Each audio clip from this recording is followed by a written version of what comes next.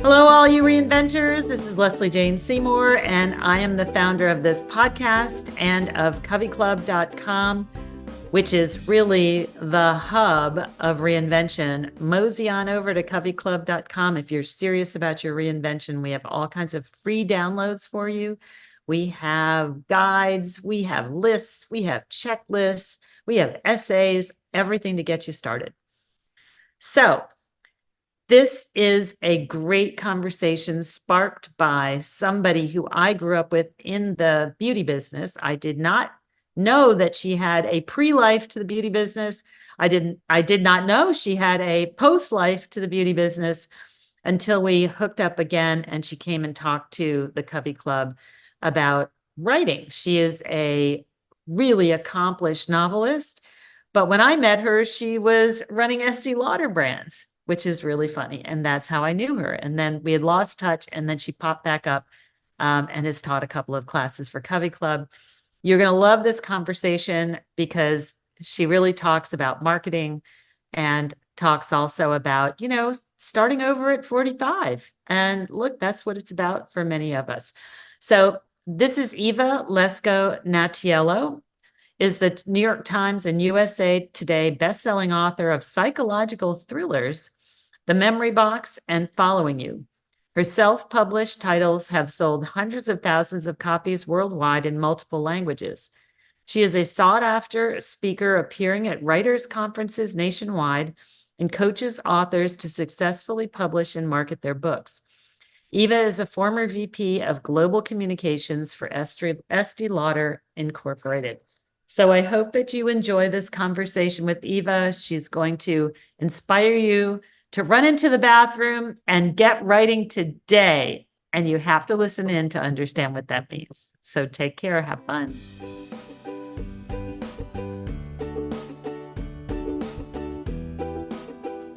Hey, Eva, so glad to have you. I'm psyched to have you on the podcast. Thank you for coming. Absolutely. I'm so happy to be here. So what's so wonderful is we knew each other in a past life. So I want you to talk a little bit about your past life and how you started out. And I was just so delighted to see that you have made a complete transformation and are doing something different, the way that many of us are as well, and the way that many of our listeners are doing. So let's talk a little bit. First of all, I always love to get into the background to find out where people's, history of either change or entrepreneurship comes from. Where'd you grow up and what did you think you would be doing? Well, I grew up in Yonkers, New York. Yonkers. Okay, so you learn something all the time. Okay. Yeah. And what did I think I was? Well, I was so interested in the arts when I was young. I was interested in acting and singing. Oh, wow. I Okay. studied psychology. I actually still have on my desk my one of my abnormal psychology textbook from college. Abnormal Yeah, psych. Okay. that was my favorite class, abnormal psychology, which it's not called anymore. But yeah, a lot of my characters are, I write psychological fiction, so psychological thrillers. So I do tap into that book from here. Oh, that's a good way to do it. Okay. Yeah, here and again. But my first job out of school, believe it or not, I was a singer in the Caribbean. Yeah. Okay, I see. I'm so glad I asked because I know you as a cosmetic, like pretty straightforward cosmetic executive, very serious. I had no idea about your art background. Okay, keep going. Yeah, so I hopped around the Caribbean. I lived on a few different islands, and I had a show, and I worked at resorts. Yeah, it was very cool, really fun. But I knew it wasn't the forever plan, because I was very ambitious, even as a young woman. And so when I started at Estee Lauder, I started as, from the bottom, right? Because I was super young. I worked in the global communications department, and I was there for 11 or 12 years. And when I left there, I was a VP and I was the head of the department. I worked for so the brands I worked for was Prescriptives, Clinique, and then Origins was my last stop. That's how we met. Yes, when you Yeah. were doing Origins. Yes. And I was super lucky to have worked with, I talked about this, I think, in one of the workshops I did for Covey, how when I first started, Estee Lauder, the founder, was still coming to the office. And Wow, I how worked with cool. her on several different projects and Oh, wow. a ton from her. She was a marketing guru, an Wow. absolute genius. And I bet. when I did my transition, I really thought about her a lot. I thought about how did she start her business in 1950? Nobody knew her. She was a young woman. No one knew her name. She had 5 or 6 products. How did she do it? And I tapped into the things I learned from Estee Lauder, from the woman Estee Lauder, when I did my pivot and when I launched my books. And I really truly believe that, well, marketing is marketing, and it doesn't matter that that's nearly 100 years ago, right? 1950, what's it, 75 years ago. The things that she did, there are some classic marketing tenets that and strategies that I kind of dusted off and modernized and became how I launched my first book. And I do believe that it had a lot to do with the success of that first book.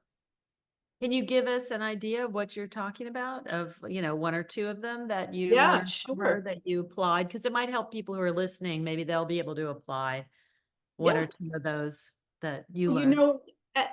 and you're bringing up a really good, um, I was thinking about, before we jumped on this call, I was thinking about reinvention at midlife, right? Because most of us who are doing this pivot, we have had a career already, and we're maybe 40 or 45 or 50, Correct. and pivoting at that age and starting a brand new career, often in industry that is not at all related to what we were doing. Correct. It's very different to be starting at this age, because when we were 22 and smack out of, college, we did start at the bottom, right? And we remember phrases like pay your dues That's and right. work from the bottom up. And Right. when you're 40 or 45 or even older, you're not doing that. You're not going to pay your dues. And so not only does it not make economical sense, right? We're not going to go back to making the starter salary, but we now have experience that we can make connections from. So like my experience as the head of global communications in a cosmetics company in the cosmetics industry, how did I make those connections to being an author and launching my first book? And the first thing I had to do was, and I do believe this is something that people who are pivoting have to do, is we need to convince ourselves that we're worthy of this change. I Mm, do believe that. And yeah. for some reason, we need permission, either from ourselves or, because we're trying to launch into the middle of something. We don't want to start over. We Right. want to be in the middle of that action, and we want to be successful out of the chute, so to Right. speak. Correct. So how do you give yourself permission and making those connections to a former life? So something I did do, Estee Lauder used to talk about this when I think I might have told this story in my workshop with Covey, but when she was starting out and nobody knew her name, and she really wanted to launch her product line at Saks Fifth Avenue, nobody would take her calls. She'd call that main office. She'd try and set up an appointment. They weren't answering her calls. They weren't calling her back. So she decided she had this very interesting take on when the gatekeepers say no. Go to your ultimate consumer, go straight to that ultimate consumer. And you're able to do that if you know that consumer inside and out, and you know her needs, okay? Which is something Estee Lauder knew. She knew what women wanted, and she went straight to them, and she did it by going to Saks Fifth Avenue with a little sample of her fragrance in her handbag, and she poured her fragrance. Did you know this story? No, I never heard this, and I've been in the industry my whole life. Oh my What? God. So she walked in that front, you know, the Fifth Avenue doors, and she started at one side at the runner, the carpet that is in front of the Poured Fifth it on the Avenue doors, carpet? and she poured her fragrance on the carpet and left the store. And left. Was this Youth Do? What was it? Yeah, it was Youth Do. That was the first Oh fragrance. my God, hilarious. And she waited a few days. She knew that it was going to erupt. You know, she knew women were going to ask the minute they walked in, what do I smell? It's right. Just, I mean, often I do that myself. I think about, what about me as a consumer? I forget about the person I'm trying, you know, I'm the person who's trying to sell to the consumer, but I think of consumer behavior all the time. So she waited a few days. She called the head office. She said, I'm calling about the fragrance I smell when I walk into the store. And they're like, you know, and they start yelling. And she says, well, I have some information for you. I know what it is, you know, and she got the meeting. And Ah, that's how she got into Saks. and did they ever know what she did? Oh, yeah. Oh, yeah. But that really resonated with me, that story, because what did she do? Guerrilla marketing. She went to the ultimate gatekeeper, who's the consumer. And that's what convinced me, you know, when I pivoted to being an author, which I never intended to do ever. What made you pivot to that? What made you think that you'd want to be an author? What was the I think? didn't ever think I wanted to be an author. I was pretty sure I never wanted to be an author. But what happened was, when I took a leave from Estee Lauder, it was when I had my second child. I had two babies. We decided to move out of Manhattan, and I was going to, you know, do this stay-at-home mom thing. And I really learned fast how much I missed my work. I Yeah. mean, it Yeah. didn't take me long to figure out I need something going on, you know, and I threw myself into a lot of, you know, I really am very curious. I love learning new things, and I threw myself into everything. I learned how to sew. I sewed every textile in my home, every treatment, every cushion, you know, cover, duvet covers for every room, you Oh, know. that's so funny. I see so many people doing those kinds of things. Yeah, Trying to and figure out what they want to carpentry, do and I next. learned how to be a carpenter. You know, I made an arbor for my backyard, and I Oh learned how my to God, cook really hilarious. well. And then I was like, okay, Eva, it's obvious you need something going on. Still did not know I wanted to write. This is how it happened. I read a story in the New York Times style section about people Googling themselves. And in the article, there was a 17-year-old kid who, with his friends, they were all in high school, they Googled their names, and he discovered he was on a missing persons list in Canada. He was living in LA, and he was like, holy crap, you know, like, I'm on milk jugs somewhere, milk What? cartons. And now the big question was, who was he going to tell, right? Because he was a missing person. So was he going to tell his mom, you know? So he told a teacher, and the teacher had to tell the authorities, and he was kidnapped from his home he was living with his dad in Canada. And you have And no memory of this? no, because he was one and a Baby. half or 2 years old. Oh my God. And it was his mom who lost custody of him. She never could wrap her mind around losing custody of this child, and she took him from the father, Oh moved wow. to LA. This was like in the 80s, when Wow. no one knew an iPhone was in our imminent future, you know, where people would be Right. Googling. The Right. thing that really stunned me is, you know, we've all Googled our names, right? But we're pretty confident we know everything about ourselves. And Right. here was a kid who learned something so personal about himself by a Google search. I started getting nightmares about it. I couldn't let go of this kid who his mother went to jail, you know. He adored his mom too, and he was raised for 15 years by this woman in LA, and it was a terrible story. Oh, wow. I couldn't stop thinking about it, and it came out in my subconscious when I was dreaming, and I dreamt that it was a mom of two young kids who that was me, right? At the time, I was a mom of two young kids. And what the dream was is I Googled my name and I discovered a past I wasn't aware of. That is what my first book is about. Oh, how interesting. So you just felt compelled by the story. Well, I then got insomnia.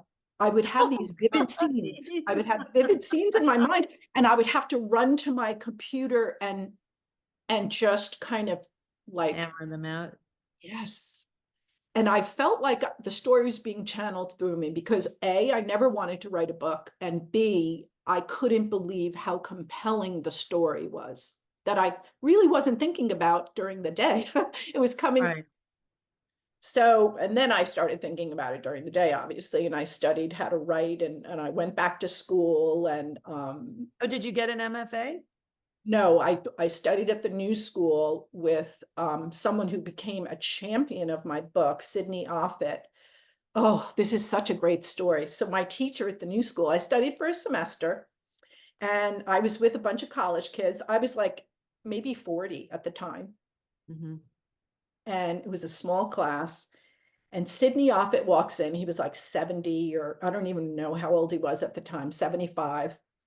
And he says, he introduces himself to the class and he says, I was having dinner last night with my best friend, Kurt Vonnegut. And I said, oh, I slept with him, like, which I did, which I wrote about actually. But so here I was going into this class with a bunch of teenagers, and I said to myself on the way to the class, Eva, do not open your mouth. Keep your mouth shut. You are here to learn. You are taking an intro to fiction class with a bunch of college kids. Sit in the back of the room and don't open your class. Well, don't open your mouth. Well, it took 5 minutes, and I said I slept with Kurt Vonnegut. So my teacher and every single person in the class wanted to hear that story. So I told the story. It's a funny story, actually, about being in New Orleans, where I know you are right now. I know. And I was coming home from Jazz Fest, which I know just ended. Just wrapped. Yeah. And we were on a plane. My husband and I were on a plane coming back from New Orleans, and there was a flood. Obvious, like New Orleans is famous for its rainstorms and floodings. And the airport was flooded and we couldn't take off, and everybody had to sleep in the airport. And I remember my husband and I, we were laying out our clothes on the floor, and we knew we had to tuck in for the night. And I was about to fall asleep. My eyes are closed, and I hear someone say, excuse me, is anyone sleeping next to you? And I opened my eyes, and it was Andy Rooney from 60 Minutes. Andy Rooney! Oh my God, you've slept with the best. I slept with Andy Rooney. And then I said, no, nobody's sleeping next to me. And Andy Rooney turned behind him and said, I get the wall. He did not want to sleep next to me. And lo and behold, behind him was Kurt Vonnegut. So Kurt Vonnegut and I slept, our faces were this close. Like I could feel him breathing off my face. Gross. Oh, that would be awful. I know, it was so funny. So I told this story in this class. Hilarious.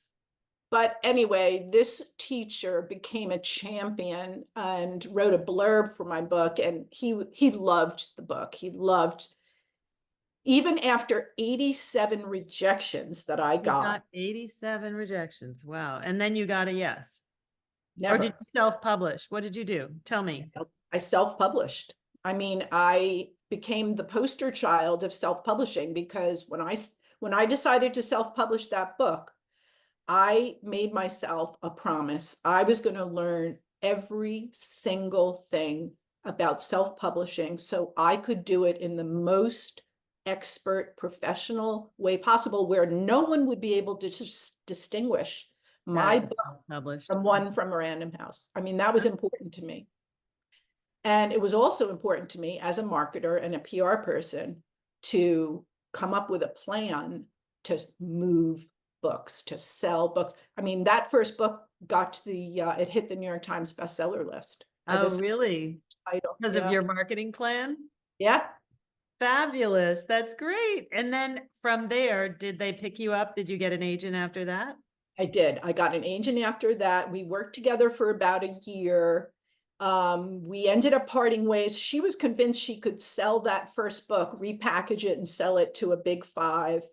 And it was kind of surprising that it didn't sell to a big five, because on my own, well, it's now sold 250,000 copies.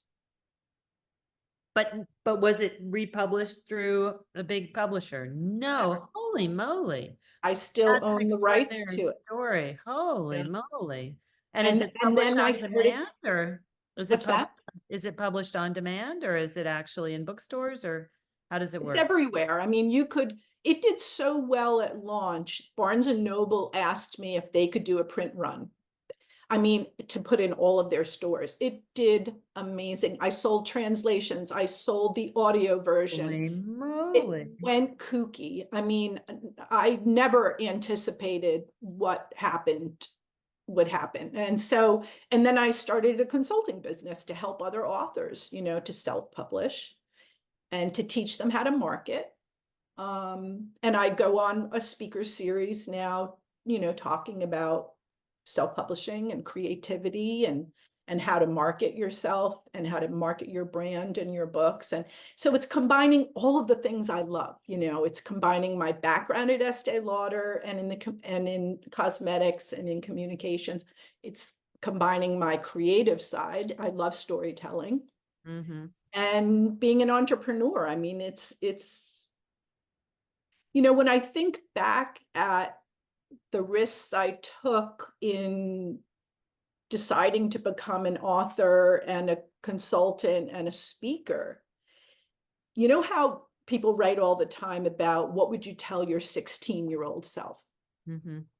And I always think, forget about her. Like, she wouldn't have listened then. She's not going to listen now. Don't think about your 16-year-old self.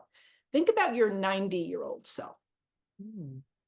And what would she say, if she knew at 45 you were nervous about diving into something new, if you were hesitant, or if you were doubting yourself? Oh, I love that.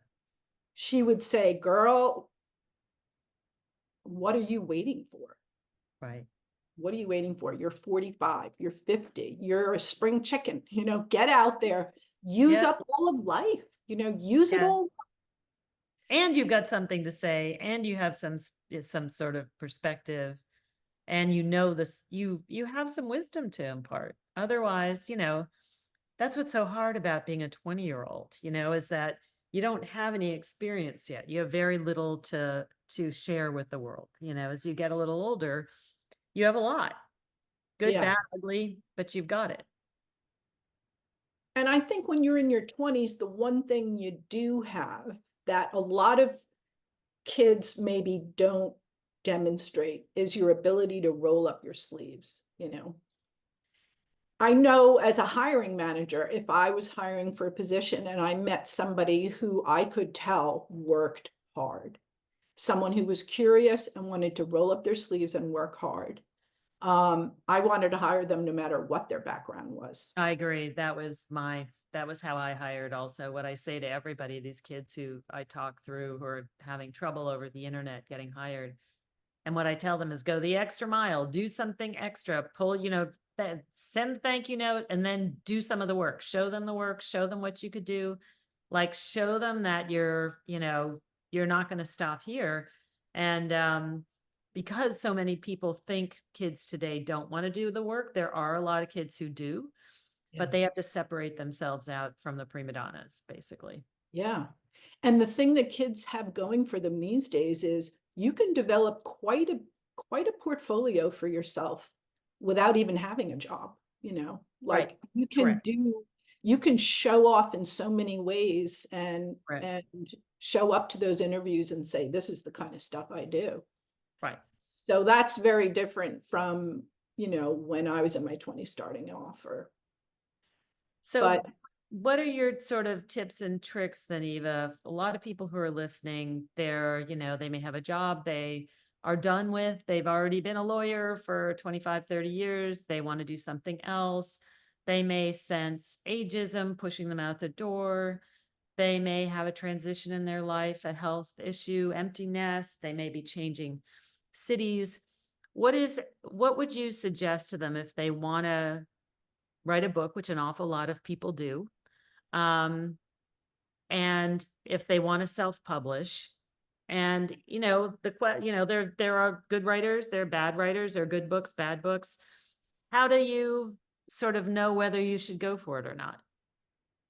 Well, the creative industries are very different from, like you said, if you want to be almost anything else. The Right. creative industries are in a really positive way. You could steal away if you have another job right now, a full-time job, if you have a family, if you have a lot going on, you can steal 10 minutes a day or a half hour a day and show up for yourself as a creative. Show up for yourself. I You could do agree. it Yeah. quietly, privately, Yeah. secretly. Yeah. Get going. Just start it. Just pen to paper, just start it. Open your computer, do it hand by Act hand, before whatever you works for you. Absolutely. Act before you think. I just published a piece on Medium about this. How do you start a creative life?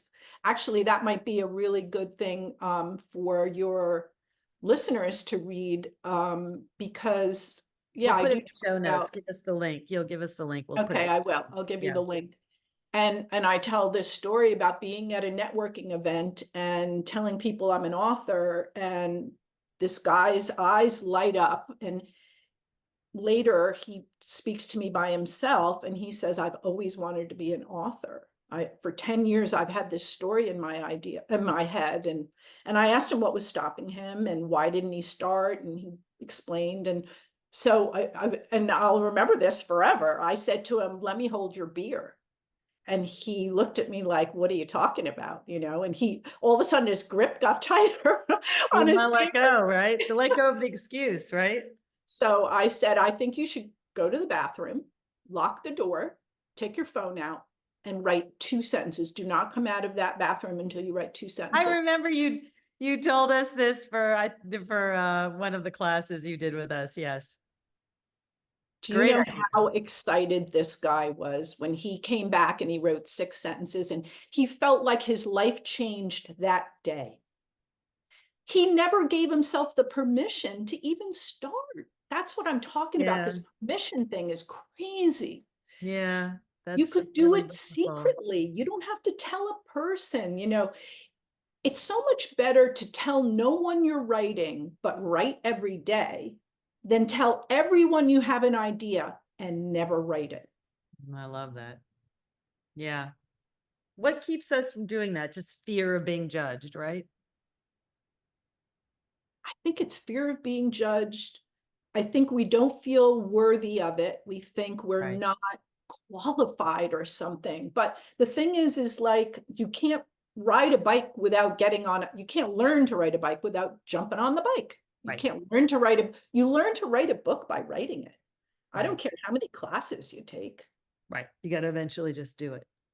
Yeah, I remember speaking to an author friend who just finished an MFA program, and she said, I'm going to start a novel now, and I'm going to have to forget everything I learned in order to write it. Yeah. So in closing, as we're getting to the end here, what would you say, like the three top sort of tips and tricks you would give to somebody who's doing a regular old job but wants to get into book writing, other than going to the bathroom and starting the first 6 sentences, which I love. I think anybody listening should do that. Do that for Eva. Um, Yes. what other three things should they know, or could they know, or do they need to do? Well, one of the biggest mistakes I think authors make when they're midlife authors and pivoting into this is that they don't consider that publishing, before they entered the industry, was a $1 billion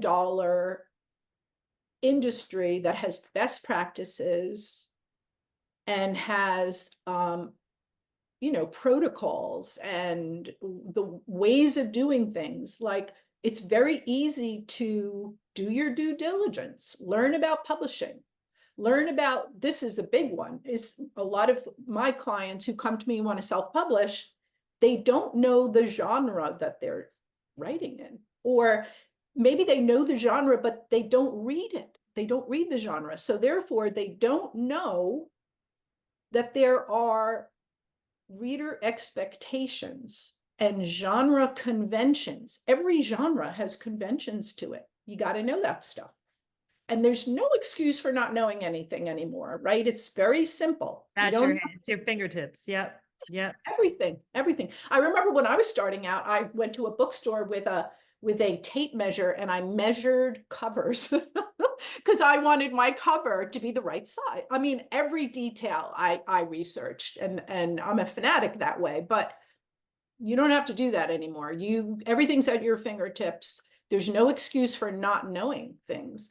The other thing I would say is I researched a lot about mistakes people made. I learned so much. It saved me so much time to learn about mistakes because you don't know what you don't know. Yes, correct. Right. That's the big problem. You don't know where the pothole is. Yeah, exactly. And just keep writing. This is the problem with memoirists. Actually, I was just talking to a group about this, that most memoirists are only writing one book probably in their life. So they don't get to get better, right? Oh, very interesting. And that's how we get better. When we're novelists and we're working on our fourth book, fifth book, sixth book, we're a lot better than that debut, Interesting. So practice is really important, and doing it in the small hours, doing it when you're waiting on the grocery line behind someone who actually is paying with a personal check. Oh yes, we've seen that. Very good. I love it. Yeah. Eva, if people want to find you, where can they find you? Social media and website wise? So all of my social handles are Eva Natiello. So at Eva Natiello. And my website is Eva Lesko Natiello. Just my name. You'll find me. You'll find me for sure. My books are everywhere. The Memory Box was my debut. Following You followed that up. And I just finished a new book, which I'm really excited about. So we'll be able to share more on that soon. Great. Wonderful. Eva, love having you. Hope you'll come back and teach again at Covey. We had such a wonderful time with you. And congratulations on all of that. Thanks for being with us. Thanks, Lesley.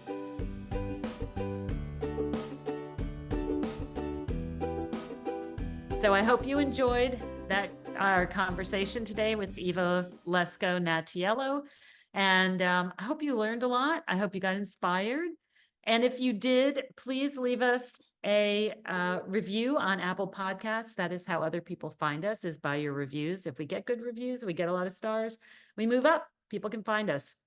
We are the only podcast that talks about real people reinventing themselves and how they did it. Follow the podcast. That would be wonderful. And again, if you're serious about getting your reinvention done, come on over to CoveyClub. We have many ways you can join us. You can join us monthly. You can join us yearly. You can join us for a class. We really get active on the reinvention scale. We want to help you reinvent. We know how to help you reinvent. So don't tell anybody you can't do it. Don't let anybody tell you you shouldn't do it. As I always say, it ain't over till you say it's over, and it ain't over right now. So have fun, and we'll see you next time. Take care.